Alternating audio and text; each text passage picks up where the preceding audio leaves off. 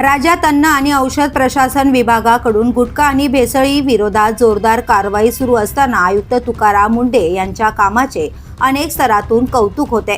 मात्र याच कारवाईमुळे काही ठिकाणी नाराजीचे सूरही उमटताना दिसतायत। कल्याणमध्ये अशाच एका धक्कादायक प्रकाराची नोंद झाली आहे। गुटखा सहज उपलब्ध होत नसल्याच्या रागातून एका ओला कॅब चालकाने थेट अन्न व औषध प्रशासनाचे आयुक्त तुकाराम मुंढे यांच्या विरोधात सोशल मीडियावर आक्षेपार्ह व्हिडिओ पोस्ट केलाय।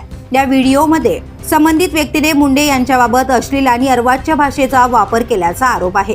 दुर्गाप्रसाद पांडे असे या आरोपीचे नाव असून तो कल्याण परिसरात ओला कॅब चालक म्हणून काम करत असल्याची माहिती समोर आली आहे। तुकाराम मुंढे यांची राज्यभर गुटखा विक्री विरोधात कठोर भूमिका घेतली असून गुटखा विक्रेत्यांवर मोक्कासारख्या कठोर कायद्याअंतर्गत कारवाई करण्याचा इशारा दिलाय। त्यानंतर अनेक ठिकाणी गुटखा विक्रीवर मोठ्या प्रमाणात आळा बसल्याचं चित्र आहे।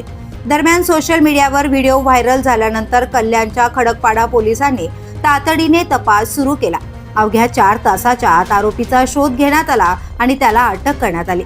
सरकारी अधिकाऱ्यांविरोधात सोशल मीडियावर आक्षेपार्ह भाषा वापरणे आणि बदनामीकारक मजकूर प्रसारित करणे गंभीर स्वरूपाचा गुन्हा मानला जात असून या प्रकरणामुळे सोशल मीडियावरील जबाबदारीचा पुन्हा मुद्दा एकदा चर्चेत आलाय।